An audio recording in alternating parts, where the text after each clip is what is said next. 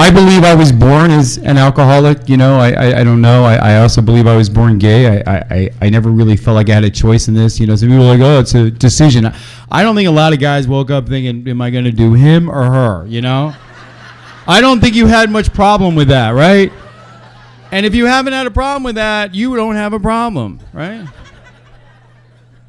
So I was born in Kentucky as a baby gay white boy.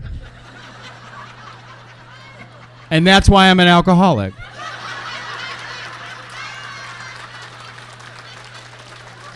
I got sober. Goodbye. No, that's.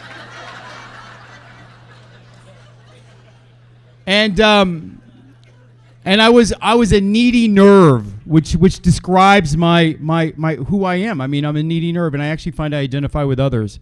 And my mother describes it when I was 6 years old. I must have watched something about New York City on television. And I got my father and her. I said, we're going to have a family meeting. I'm 6 years old.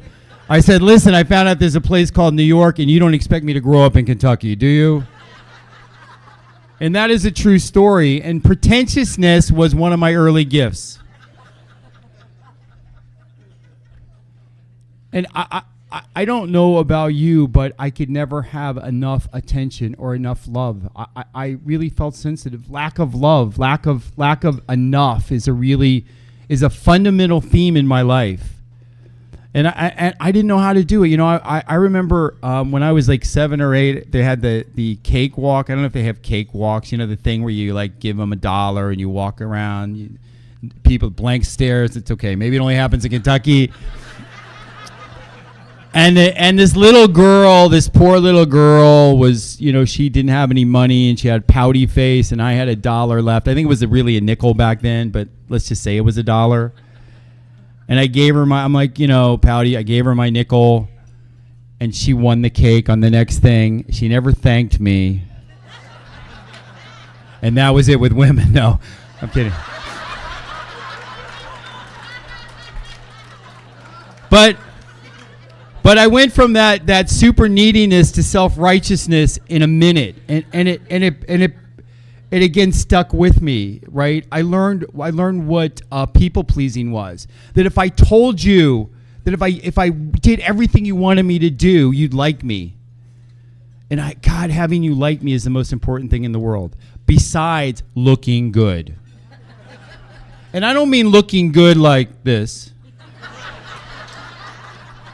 I mean looking good like I can't be embarrassed or corrected or told I'm wrong. If I'm going to be embarrassed, if something happens and I look bad, it drives me nuts. I don't have the ability to cope with it. And again, that's a fundamental thing that runs through my life. So it wasn't until I had drugs and alcohol, making alcohol first, that came into my life that actually made me feel like I was whole. I remember the first few drinks. In Kentucky, they give you bourbon as a little kid, right? It's kind of like, get him to go to sleep, give him some bourbon. But it wasn't until I was 14 years old, I was in high school, and Carla, we had some things in common. My third through fourth were not so great. I was in Catholic school, so but I did understand the smoldering men part. I kind of got that part. I'll come back to that. And the other thing I'd say is I like your description of your life as kind of Law and Order. Mine was like Law and Order meets Will and Grace. It's little balance. I was 14 years old, and my brother, it was the end of my freshman year of high school, and I played football for the team. Gays play football, believe it or not. I know it's a myth out there. And we had a party, and my brother's a few years older than me, bought us 2 6-packs of beer. I was dating the hottest girl in ninth grade, which I was living in Florida at the time. I think she was 27. Kidding. And I drank that 6-pack of beer, and something happened. All the things that I was fighting of who I am, what I don't have, kind of went away. And I felt power. I felt safe. I felt free. And And then I went to this dance. And at this dance, I proceeded to embarrass myself. Somehow I pushed the girl I was with off the bleachers, and they had to carry her out, which was, again, not really great success with women. And my football coach grabbed me because he was at the thing, and he said, listen, I'm going to call your parents tomorrow. And I mean on Monday, and I want you to tell them what happened. And of course I forgot. Monday comes, the phone rings, 5 o'clock, 6 o'clock, whenever it was. And it's the coach, and he wants to talk to my parents, you know. And I'm 14 years old, and he says, your son's an alcoholic. Now, I don't know if he was in recovery or what identified it, but at 14 years old, somebody was already saying I'm an alcoholic. Now, I know there's that invisible line we cross. I love that they call it invisible so we don't know when we cross it, right? And I don't think there was ever really a line. For me, when I bring alcohol into my body, something happens. And I also have learned over time, which was really important, the phenomenon of craving. I have a physical manifestation. I take the alcohol, I want more alcohol. You know, allergy as it's described, or how you take it, and I can't get enough. What's for sure is once I have the first drink, I don't know when I'm going to have the last drink. And the only thing that I've learned that works against the response is not the first drink. You know, it's always like, try to tell the newcomer, don't take the first drink. You know, it's to be able to instill that. And I have a story once too where I was sharing in a meeting, and I had just come back from a vacation, and sometimes this happens in sobriety. I picked up the wrong glass in my mouth. You know, I swallowed. There was a little bit of alcohol in the thing. I'd obviously had the wrong drink. You know, I freaked out. So, you know, I didn't spit it out in time, or, you know, I was waiting to get drunk from the, you know. And I was talking about, you know, it's stressful because my sobriety comes before all else. And so I said from the podium, I said, you know, I didn't have the second drink. It wasn't a slip because I didn't have the second drink. And somebody after the meeting came up and said, I didn't know we were allowed to have one drink. I said, I think you missed my point of what it was. So after that event, I didn't actually pick up a drink for a little bit. I was a bit of an overachiever in high school. I actually I wanted the attention. Things went kind of well, and then puberty kicked in. You know, the not that it hadn't kicked in when I was 14. Don't get that impression.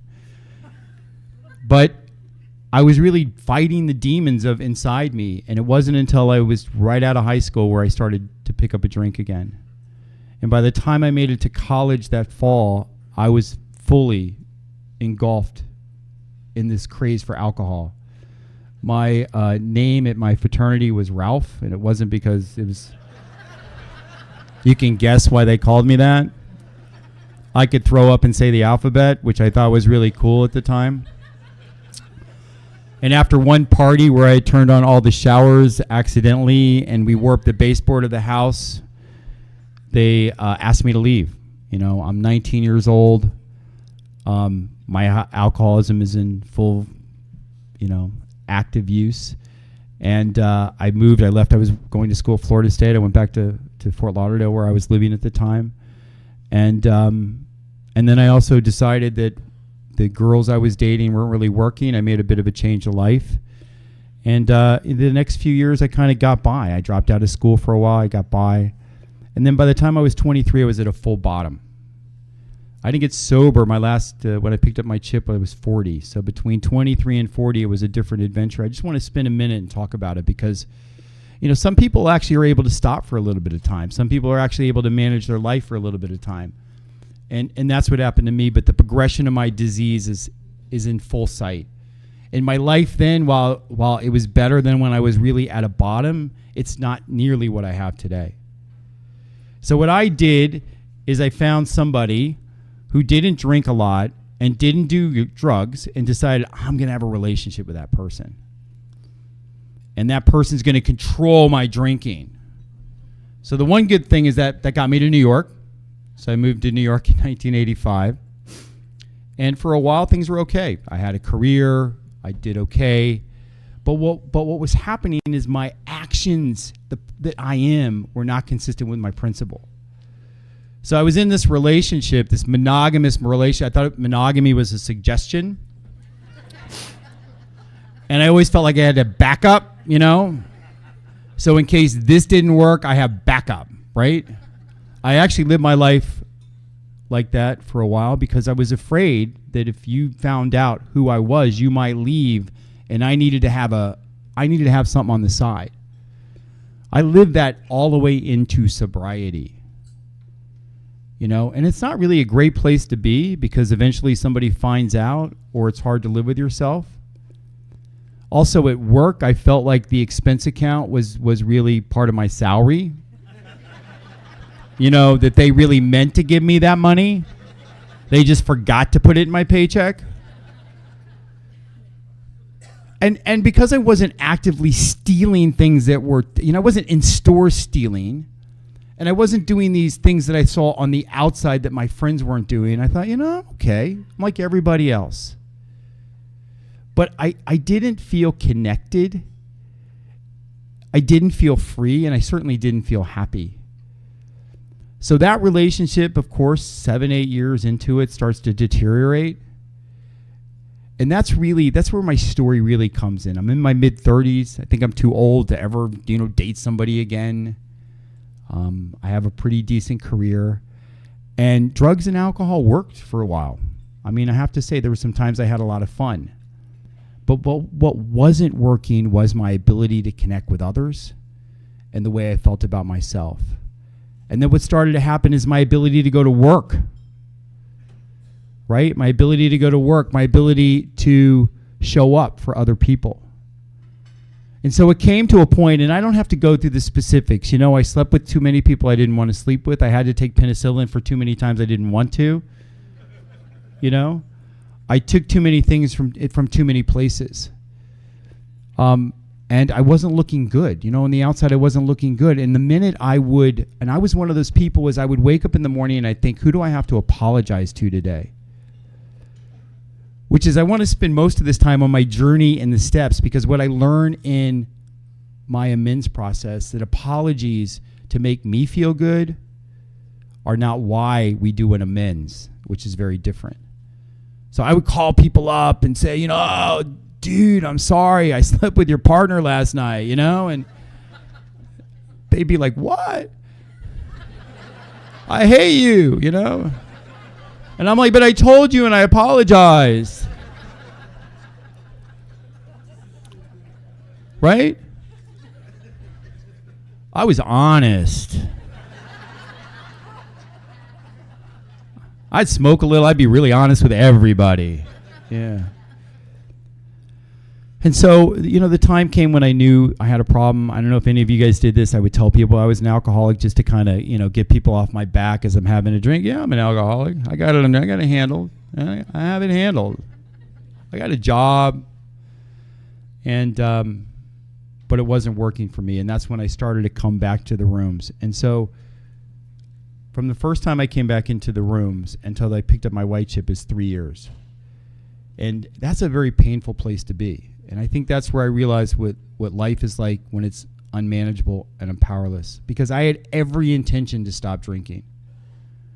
I had every intention to not hurt other people. I had every intention to go home to the person I was supposed to go home to. And yet I wasn't able to. And I prayed. It wasn't like I wasn't praying. You know, every time I was in pain, I was praying. I was a great hungover prayer that I would never do this again. And so I'll tell you what those 3 years taught me. They taught me the compassion that I find in the rooms. You know, if you're struggling, if somebody struggles, if somebody goes out, we all feel it. If somebody comes back, we all rejoice.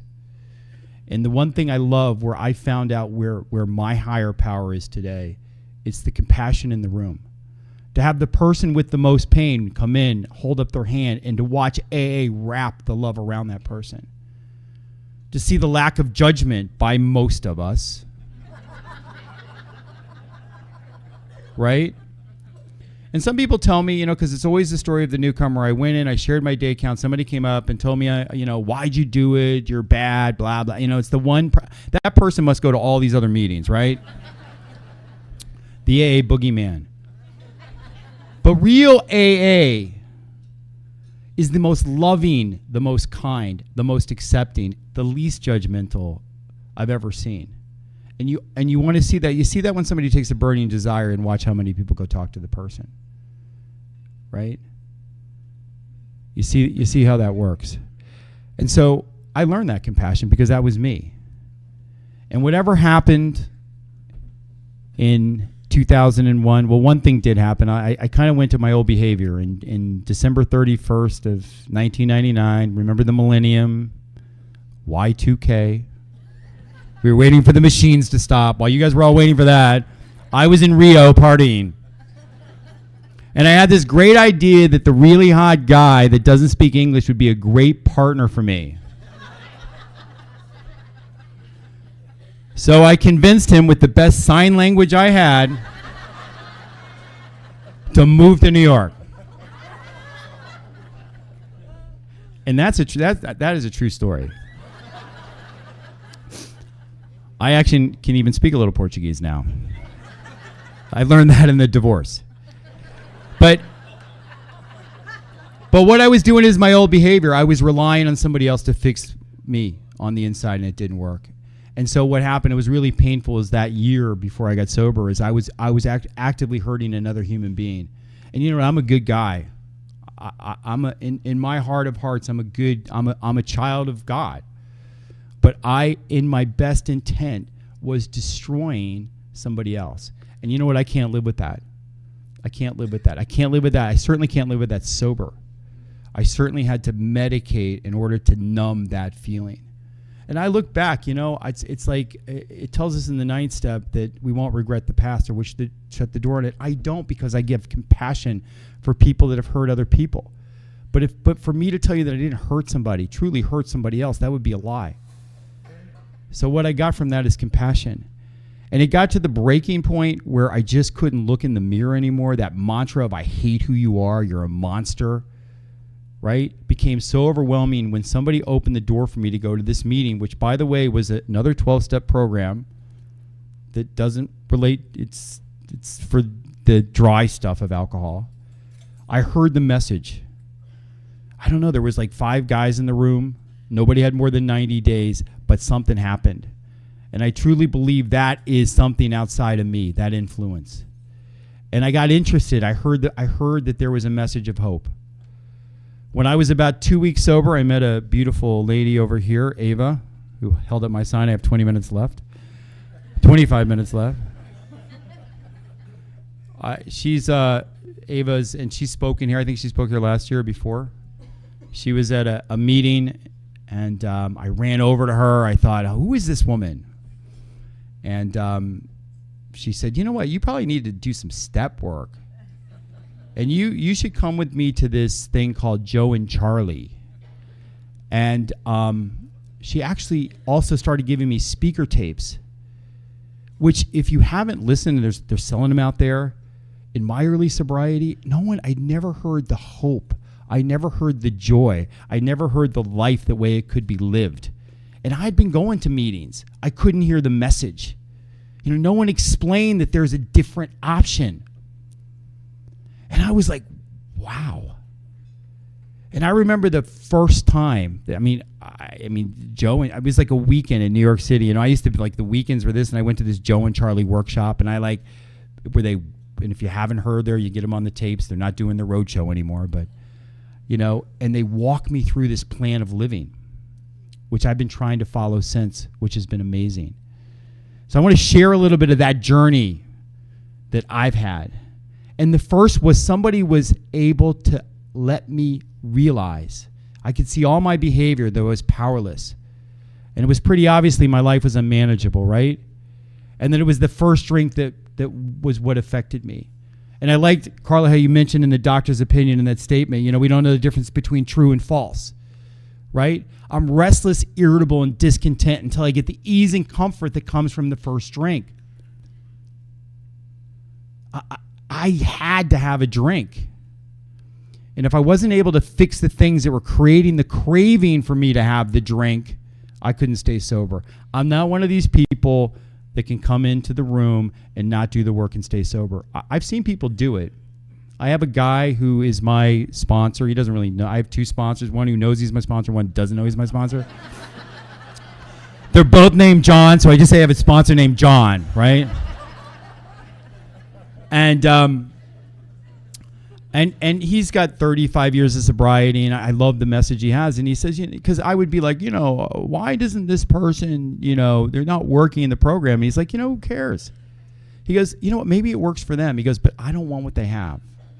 Meaning that I can't live with that. So my experience, and again, it's just my experience, is that if I don't apply what I learn in the principles or the suggestions, or you might call them directions, right, for how to have a life, I don't think I could stay sober. And the second part was I came to this, with this, I felt abandoned by religion. I felt, look, I didn't choose to be gay. People didn't think I had to be because I didn't act like it, right? And people thought it was with me, they thought, it's God can change you, right? So I felt like, hey, God's going to get me sober. Look what he did to his son up there, and he didn't do half of what I did, right? And what I found in this program is I could find a God. And I can tell you this today, and I do this exercise, somebody did it with me, and I do it with my sponsees, where I write on one side of the page all the things that I don't want my higher power to be. I don't want it to be homophobic. I don't want it to be judgmental. I don't want it to be self-righteous. I don't want it to be, blah, blah, blah. And then I can write on the other side of the page all the things I want it to be: loving, kind, inclusive, always there, always present, always available, right? And then he said, take the paper, rip it in half. Take the part that you don't want it to be, rip that in half. Get rid of it. That's your higher power. And at this point in my life, I've never not known what my higher power is, but I've never believed more in my higher power. Does that make sense? Right? I believe there's something that watches out for me. I believe, again, what I see in the room. The compassion, the presence, the now, that are so amazing for me, that surround me. And if you know what I tell newcomers, if you don't think you know it, just sit around, watch that connection, watch that spark. Who knows what it is, right? I don't have to figure it out. And I like in the reading, it's either all or nothing, right? It either is or it isn't, but it doesn't tell exactly what it is. They gave us a big window to walk through that. And in the third step, I like where they show us in the reading where they say you want the lights, the show, it's kind of gay, right? The lights, the show, you want to direct all that. And you want to be the master, yet you're the creator of confusion, right? 1,000 forms of fear. And that's what I had. And that's what I have today, my thinking. And then it walks us up to that we're ready to take this step. And it says, I offer myself to thee. I offer to do this, to build with me, to do with thee and build with thee as I will. Relieve me of the bondage of self, which somebody described to me. Relieve me of that obsessive thought, right? The obsessive thought, we're not going to be okay next Wednesday, right? I got to tell you something. I'm saying that every minute. Relieve me of that. Relieve me of, I'm not going to, I had to follow Carla, right? Relieve me of the bondage of self. Because I can think about me a lot. And I don't help anybody when I do that, right? Right? Grant me victory so I can bear witness to those I would help of your power, your love, and your way of life. Share the experience. My experience can be sharing things that I'm afraid of. My experience can be sharing things that I can't figure out. I had a sponsor that said, if you try to figure it out, you basically F you. It's like the figure, and because I can't figure it out. And then the beauty came into, once I got through there, somebody did something. They showed me this thing called our inventory, which really changed everything. Because my perception is warped. My perception is the world's against me, right? And that I'm not going to be okay. And the reason is because I had all of these things which were resentments. And I'll boil my resentments down all of it into one statement: you don't like me the way I want you to. Copy, paste, right? right? You don't like me the way I want you to. Everybody. And, right, it affects my self-esteem, how I look, my relationship with everybody, right? My security, I'm not going to be okay. My pocketbook, you're going to take my money, right? Tells us exactly what it is. Then I have to do the thing, and again, Carla read it, that says sometimes people are sick, sometimes people suffer from other things. What's my part in that? And my part is usually self-pity. Whew. Man, I don't know. I got an extra dope. When they were handing out self-pity before we came here, like, hey, give him 2, right? He's going to feel really sorry for himself. He's going to be a sorry person, right? The opposite of self-pity, which I've been told, is gratitude. So if I can stay in gratitude, that's where I'm going to go to the next, right? Self-pity, control, people-pleasing, right? Lust, envy, greed. But I was shown in a way of how it dealt with my reaction. It's not who I was. That was really important because when I'm working with people, and they're like, that's not me, right? Because what it is, it's my reaction to the way I'm thinking that you don't like me. And when that was able to sink in, I got a different perception of what the world is. You know, they say it's an inside job. And when I had the opportunity to do the 5th step, which is actually a principle we use all the time, you know, you're only as sick as your secrets. We get this great thing we can bring into every day that if I find a trusting person that I can share with, then I get this incredible release. So I had a sponsor that actually listened to me because I thought I was a flawed human being, you know. And I also had this thing of this grandiosity of either I was up here above you or I was way down below you. I love this when we like, you know, when people like telling you how bad your bottom is, like my bad, I was so bad. And it's actually, I also have like, sometimes I have story envy because I don't think my story is as bad as others. And like Carla, once I followed this woman that literally, I think she had cancer twice. And then like at the end of the story, she's riding her motorcycle. She got run over by a truck. She came back. She was helping small children. I'm like, I cannot share after her, right? And then I was at the meeting in New York City. And how am I doing on time? Okay.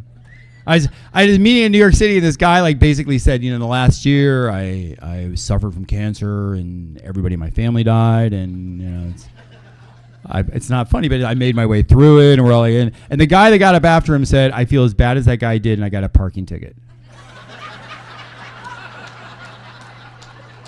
You know what? I'm the guy with the parking ticket. It's like my life's destroyed because, you know, they cut me off getting onto the 495.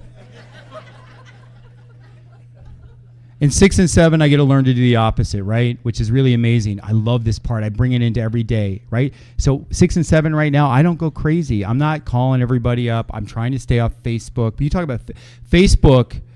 Oh, take a newcomer, put them on Facebook, then do the resentments with them, right? Because the adage of, I'm going to compare my insides to your outsides, Facebook, right?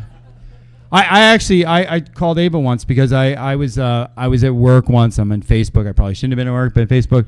And then this friend of mine had a 40th birthday party, invited these other people. I haven't seen this guy in 10 years. I wasn't invited. I started to have a meltdown. That I don't even talk to this person anymore. And I'm checking out the pictures of all my other friends and how much fun they're having. And I'm like, I got to leave work, you know? I can't realize this is too much for me emotionally to handle. When I wrote the inventory, I called Ava. I almost peed in my pants. I laughed so hard, right? Because that's where I'll go, right? So I mean, maybe it'll get more people to AA. I don't know. So in 7, when I do the opposite, right? When I actually take the opposite action, so instead of it doesn't mean in people pleasing that I tell people things, but I'm able to be honest or humble or grateful, right? I'm able to set up a boundary. And then 8 and 9, which I think are amazing, but they're very different. And I didn't know this for a while. It took me a little bit of time. Is that I have to be able to forgive people. I have to be able to forgive people that I think harm me. And if I don't forgive them, because it tells me I have to have a different relationship, I have to be willing to have a different relationship with the ex, right? I have to be willing to let that go. I have to be willing when I go there and I say, I am sorry for my part. And I hear back, yeah, you should be, blah, blah, blah. Right? That I'm willing to say, you know what, that's okay. I want to have a different relationship because I want to be untethered to you. Who knew we could be untethered to people? Who knew when I went into this program because I didn't want to drink that somebody would say, I can tell you how to get that stuff, that real estate in your head, the things when you're thinking about that person 24 hours a day, I can tell you how to get rid of that. And I get rid of that through the amends, through the forgiveness, through the ability to reach out and have a different relationship with somebody. And then we're given this incredible thing of step 10, which allows us to work that on a daily basis. I'll give you one live example I had. I'm in an executive meeting. The fact that I can be in an executive meeting is just unbelievable, that they would invite me there, right? The fact I was running it, mic drop, you know. And the woman who runs our HR for our company, I'm a little loud and I can talk over people, right? Which I think is an asset because they need to hear what I have to say. And this one guy is talking in the corner and he's, you know, and and the head of HR grabs my hand and she goes, why don't you let somebody else talk? And the first thing that comes to my head is, I'm going to cut you. I was so mortified I was going to just side punch her in the head. Right? 10 seconds later, this is good. This is active, you know, I'm thinking, you know, okay, breathe. I'm not going to talk the rest of the meeting. I'm going to sit here and not contribute anything else. She wronged me. I got you, right? Within a minute, I realized, you know what, I really probably talked over that guy. And within 2 minutes, I thought maybe I should make an amends after the meeting. I didn't do it in the meeting, but that's a 10-step in action, right? And that's it. And I have this ability to, it doesn't mean that the first wave of somebody cutting me off doesn't happen. The first wave of being corrected doesn't happen. But I have the ability not to make a total ass of myself. And you know what? By the time I left the meeting, I wasn't thinking about it. Eckhart Tolle, who's, you know, in the 11th step, it says sometimes we go to outside places, and I love his thing. He has this thing called the power of now in a new earth. And he talks about ducks in a pond. It has a point. I'll get there. Two ducks are in a pond. They swim. They get close to each other. Ducks don't like to be close to each other. They have a little tiff. They fight. It takes 2 minutes, right? They go their own ways. They flap their wings, and they're in serenity. If you gave those ducks people's attitude, it'd be like, he's getting close to my space. What's he doing? He's looking at me. Oh, my God. He's right? And then for the next year and a half, they would talk about that other duck and what that duck did to them. We are ducks.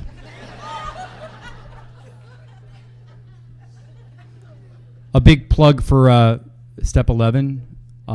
Again, for somebody that did not have that experience, when somebody taught me it's how you plug the energy in, right? I mean, we heard it earlier. I don't have power. I search power. I get power. Power relieves me, right? That I could actually not have to have some sort of forced idea of God, but I could have this open idea of a loving compassion. And I'm able to reach out through other elements. And I love what it says. It says, as we go through the day, when agitated, you know, we can pause and we can turn it over. Right? And then we're and I don't know the exact words, but we get relief. We know we're not tired. We're not burning up our energy the wrong way. And I love the promise it gives us. It works. It really does. It works. And I can tell you in my own experience, it's worked. And what's worked is it's allowed me to be full enough that I can actively do step 12 work, right? So in 1 through 11, that experience, that spiritual light starts to come on. I feel full. I feel at peace. And the best thing is I don't feel alone. I was always lonely. I was born lonely. And you know what? I was surrounded. My mother and father, they did the best they can. The other thing is I was raised in a home with an alcoholic. Right? And I heard this in sobriety, and it's true for me too. I didn't realize I had a good family life until I was like 3 years sober. Because I was able to do enough inventory to realize how loving and kind my home was and how lucky I was to be in it. And they did the best they could, and they were loving and kind. And I was able to, actually, my father passed before I came into the program, but my mother got sick, and I was able to be with her right before I had 3 years. And I got my 3-year chip. My mom died the next week, and I was able to put that chip, because in my family tradition, you put something in the casket. And I was able to have that serenity and to do my amends to my father to take care of my mother. Oh my gosh. I miss my mom. It's been a long time now, but I don't have any regrets. I don't have any anguish over that, right? How lucky am I? So once I have all that, I'm told to go give it away, right? And I don't really have to start. We tell people in my groups that I'm in that it's, you can give it away. Somebody with 2 days give something with somebody with 1 day. I'm not sure what they give them, but the principle is go say hello, to make coffee, to give them a cookie, it's the pivot from where it's about me to it's about you.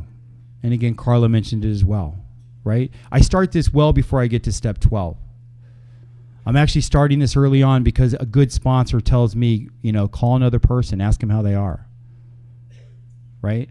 Or I don't know how many of your sponsees, I heard this in a meeting too, to go home and call your sponsor and ask your sponsor how they are, right? They'll be like, who is this? Did you just ask me how I am, right?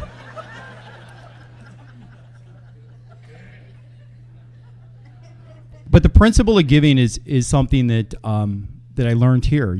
I didn't learn the rush I get, this incredible sense of happiness, where I'm able to give of myself, where I'm able to watch the lights go on in somebody else's eyes. And I misinterpreted in the beginning. When I first started sponsoring people, I was in a fellowship that didn't have a lot of sponsors, so by the time I was a year sober, I had like 10 sponsees. I don't suggest that for a lot of people. A couple of them are still alive, but I mean, unfortunately, the truth is some are dead, because that's the way this program works, right? So I don't mean to diminish that, but it allowed me to start to give of myself. And I remember some of my first experiences sponsoring where I was trying to save them, and they would share in a meeting. I'd wait for them to reference me, and when they would pick up their 1-year chip, I expected them to spend at least 5 minutes telling them how I did it. Right? It's we get better slowly. And then over time I realized that I'm powerless to that as well, right? That I'm powerless with people. But actually, in the action of working with others, it changed the way I have my own relationships, right? Because I'd done the work through 8, 9. I'd done the work through 4 through 7. I was able to look at where my people-pleasing was. I was able to look at how I was holding on to resentments. I was able to look at my control mechanisms. I was able to have a relationship with another person where my purpose was not to get something from me. And the good news was I had sponsored enough people, by the time my mom got sick, I knew how to give unconditional love, which is the experience of I'm there for you no matter what you are for me. And I've heard powerful things in here. I've heard powerful things like, just because this person doesn't treat me right does not give me the right to treat them bad. That is a really hard one to put into practice, right? Sponsees give me opportunity to do that. I was with a sponsee yesterday who relapsed. And, the first thing is, oh, I'm so sorry. I'm like, I don't care that I care that you relapsed, because I care who you are and I love you, right? It's not about, I just want you back. What's the next step? What's the next thing you're going to do? What's the plan of action? Like, I don't try to focus on yes, we'll get to what happened, but let's get a little bit of time so you're not going to pick up the drink tonight. The most important thing is don't pick up the drink tonight. And I met him before this meeting we went to, and I was speaking at another meeting. I spoke at the East Village group in Manhattan. How many of you were there last night? I got confused with this group. I thought you guys looked like the East Village group. No. It's a little different. And this guy, my sponsor, said, you know what? I'm a little too tired to make it to that meeting. And it's what, and I just say this because I just said, you know what? You're going to drink. You're going to drink. Because what hasn't happened is the willingness to do whatever you need to do to stay sober has not happened in you. And I'll do anything I can on my side, but I'm not responsible for you, right? And I'll love you, and I'll check in with you, and I'll text you, right? Because I also don't believe just wait for them, but I can't carry the addict. I can only carry the message. And so that in my life today, through the steps, besides my crazy thinking, and by the way, I did write inventory on this event happening in the world right now. It starts with an E, election, And again, it's not that there's any side, because the side is irrelevant, because I've learned that. And I just would tell you that my inventory is I'm afraid that something won't be okay, right? Something won't be okay. And somebody's not going to be happy, right? It goes back to somebody doesn't like me the way I want them to. And that something's going to happen, something's going to be taken away from me, right? And there's going to be fear, and there's unknown. It affects it's a 5 bucket, everything. And then I had to say, what's my part? Like, what would I say my part is in that? And it's really this belief of being a victim. I have to believe, I have lack of faith that it all will be okay. And the reality is it all will be okay. No matter what happens, no matter if it's what I want, no matter if somebody else wants. And the most important thing is I'm not going to drink. I'm going to come to AA. I'm going to be available. I'm going to try it, because the last thing this world's needed is one other crazy-ass person out there running around because I didn't get my way. So I feel it. I feel the anxiety, and I have to tell you it's helped me, because I've been able to be able to do the inventory. And I have a life beyond my wildest dreams, truly, that what I thought. I have an incredible job. I've been sober 15 years. I've been in my job 15 years. I'm in a committed relationship. I've been married for 5 years, because that's how long it's been legal.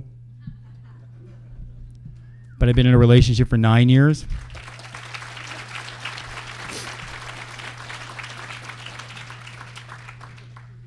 And by the way, here's a surprise. I'm only sleeping with that same person. And that is a spiritual awakening. And when I write my gratitude list, and I'll end with my gratitude list. When I write my gratitude list, the first thing I'm grateful for is being aware enough to be grateful. I didn't have awareness.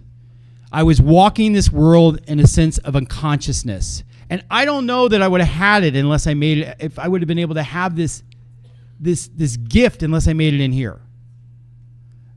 That's where I'm grateful I'm an alcoholic. Maybe I needed to be an alcoholic for somebody to enlighten me so that I can be grateful. So I can pause for a moment. It's not always. And I can look around and say, wow, I'm in the now. And it's okay. I'm not full of fear. I'm not scared this moment. I'm not lonely this moment. It's not every moment, but it happens. I'm grateful that I'm alive, because I lived through the 80s, and I lived through the HIV epidemic, and I lived through my partying, and I should be dead. And so I've got a gift way beyond what was my expectation. I'm grateful that I understand all the people that are around me. So when I tell my partner, before I leave, before I go to bed, I try to make sure I say everything I'm going to say in case I never see him again. Because my crazy mind tells me he'll be dead, right? It's like, I'm like, you got to text me when you land, because I'm sure the plane has crashed, right?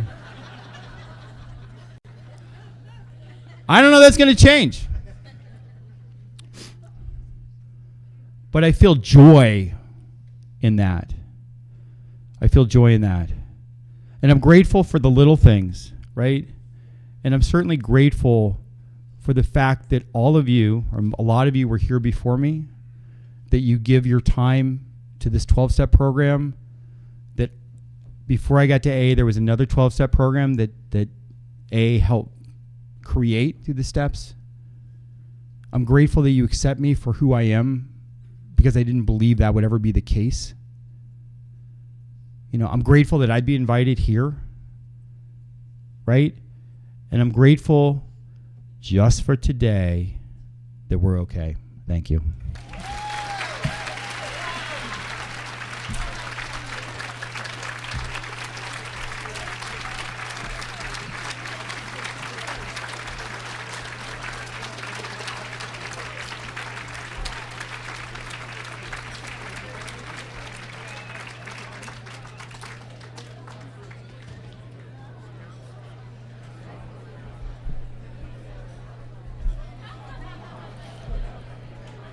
Okay, I just